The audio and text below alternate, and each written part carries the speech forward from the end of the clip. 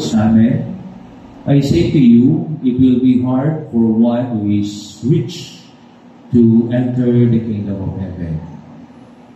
Again, I say to you, it is easier for a camel to pass through the eye of a needle than for one who is rich to enter the kingdom of God.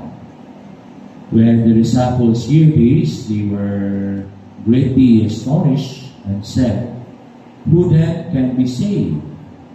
Jesus looked at them and said, "For men this is impossible, but for God all things are possible."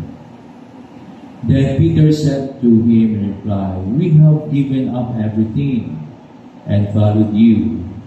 What will there be for us?"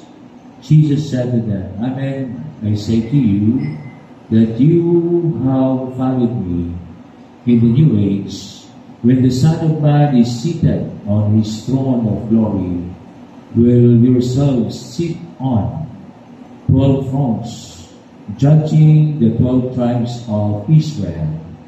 And everyone who has given up houses, or brothers, or sisters, or father, or mother, or children, or lands, for the sake of my name, will receive 100 times more, and will inherit eternal life.